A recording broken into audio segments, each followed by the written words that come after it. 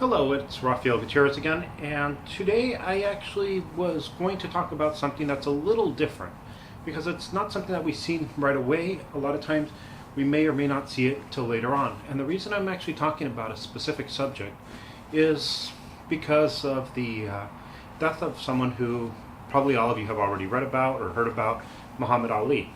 Now, what's really sad is most people only remember Muhammad Ali as a boxer. And the reason I say that's really sad is because when you look at this man was really a great historic figure. A lot of people don't realize that for religious beliefs, for personal beliefs, he did actually go to jail for saying that he wasn't going to go to Vietnam, saying, "Man, I ain't got no quarrel with them Viet Cong."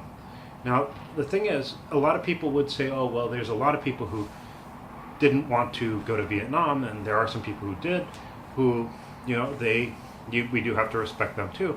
But one of the differences with Muhammad Ali is he actually went to jail for his belief. That is, I actually was raised in the 80s. My family came from Nicaragua in 79, and in 81, I remember hearing about Muhammad Ali, not as a boxer, but as a person who actually managed to get hostages released from Iran. And there were 60 hostages that stayed in Iran. Well, Muhammad Ali actually went to Iran and had these people released. I mean, that's one of the interesting things is a lot of times people will say, "Oh, Muhammad Ali, he was a boxer, he was this," and they forget all the great things he did. I heard someone say there was only one Muhammad Ali in boxing, and the truth is, I don't think there's been many other athletes that have done as much as this gentleman did. 84, he did announce that he had Parkinson's, which is one of the subjects that I'm going to talk about. And in 85, he went to Lebanon and got 5 hostages released. And then in 90, he got 15 hostages released from Iraq after the Iraq War. And in 93, he negotiated the Iran-Iraq prisoner exchange. So one of the things that people actually forget about Muhammad Ali is, yes, he was a great boxer. I actually consider him a martial artist for a lot of other reasons too. But he was beyond that. I mean, as a person, he was just amazing. For me, like I said, what I remember of him was in 81, hearing about him getting hostages released. Something a lot of people don't really mention anymore about Muhammad Ali. I don't know what type of father he was. I can't really say because I never met the man. But if he was even half the father of the type of man he was, I mean, you think about it, he had 60 hostages released. He must have been a great father too. And I should say, send my condolences to the family. I don't know if you're ever going to watch this, but hey, if you do, I really feel bad that your father, who was a great man in history, has passed away. And I hope you don't mind me using Parkinson's and also head trauma, repetitive head trauma, for this video. Now, what we have here is the brain, and the brain is actually divided into different parts. The big part here is called the cerebrum. Now, as I turn this around, you can actually see this area here: cerebellum, the midbrain, the pons, and the medulla oblongata. Now, one of the things, this is actually a model my dad gave me too, so he didn't stop giving after me. But one of the things that happens is with Parkinson's, they think there is a link with any repetitive trauma, including boxing. As I actually went and started to look at studies, there were a lot of people who said, well, it's inconclusive. But what we did find is actually have almost a fold increase in boxers than you would in normal population, which to me would suggest that yes, there is something to deal with head trauma that will end up leading to Parkinson's in the future. Now, Parkinson's is not the only injury we can get to the head. Well, it was really not talked about in football. We are seeing it now that things came out that yes, in football, repetitive trauma, even if it doesn't knock you out, is going to cause changes in the brain. It makes sense. The brain is an organ which is actually relatively small, but it has a lot of demand from the body. Just to tell you, most people who calculate blood flow calculate that about 25 to 30% goes just to feed your brain. Of every heartbeat pretty much 25 to 30% goes to feed your brain. Your brain weighs 2 to 4 pounds. We're talking about something that is, well, I weigh 200 pounds, so it's 1% of my body weight. maybe I don't use my brain as much as other people though. One of the other things that I did want to talk about is there is also a condition that does happen in boxers, and this is pugilista dementia, where what it is after getting hit so many times repeated in the head, not necessarily getting knocked out, people actually develop problems with the brain where it actually becomes obvious they're not able to function as normal. So yes, we do have Parkinson's may or may not be linked. There seems to be a 7-fold increase, so it is something to be looking at. Now, why would I be talking about Parkinson's in a martial arts? Well, there are some people who talk about getting hit in the head and how to develop better ability to survive a head trauma.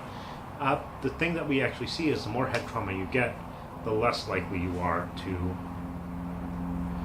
to actually maintain consciousness. If you get knocked out once, there's actually a higher risk to getting knocked out again. So what I'm going to talk about first is, actually what I'm mostly going to talk about is Parkinson's. Now, Parkinson's disease is really a problem with the midbrain. And in the midbrain, you have an area called substantia, which makes dopamine.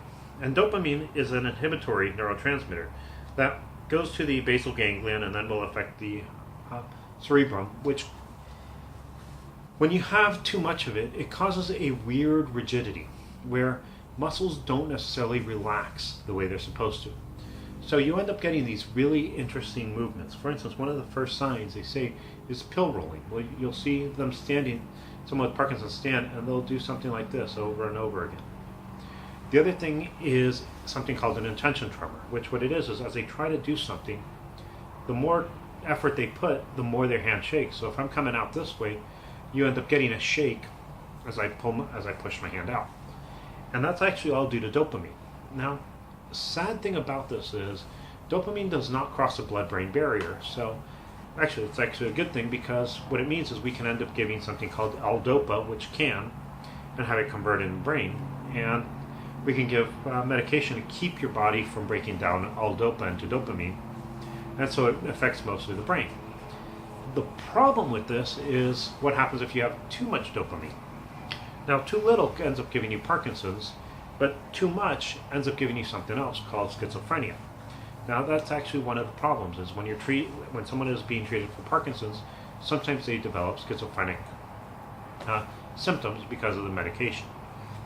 And so one of the hard things for doctors is you do have to maintain a balancing act between, am I giving too much, am I giving too little, and going back and forth to that. Now, the other thing there are a lot of other types of dementia that can end up happening with the brain.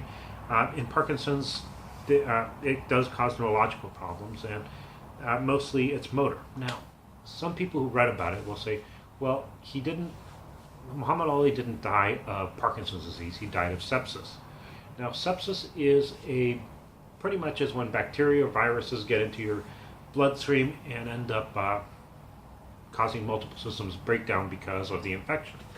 And the reason Parkinson's is related to this has to do with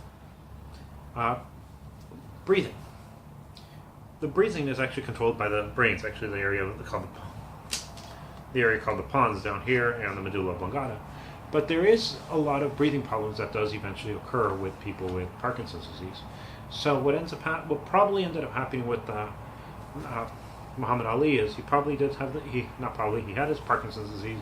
It started affecting his breathing, ended up allowing bacteria to get into his lungs, which ended up moving into his blood, which ended up ending his life. Now, that is a quick explanation of what happened, and again, I really feel sorry for the family and actually pretty much the world. We actually did lose a great man, which people underestimate. Like I say, I would ask for comments if there's any actor or athlete today who has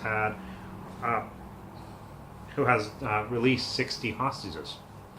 I don't know many people who have been able to do that, especially the way he did it. If you go online and start Googling it, you find out it was pretty amazing.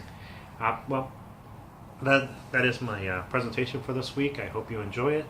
And again, if you're looking for something on the traveling and martial arts, you can actually go on Amazon and look at my book, Serious and the Rarest Things. I got it blown up there.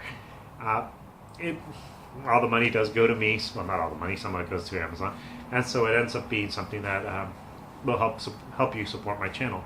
Well, with that, I'll say goodnight and hopefully enjoy this.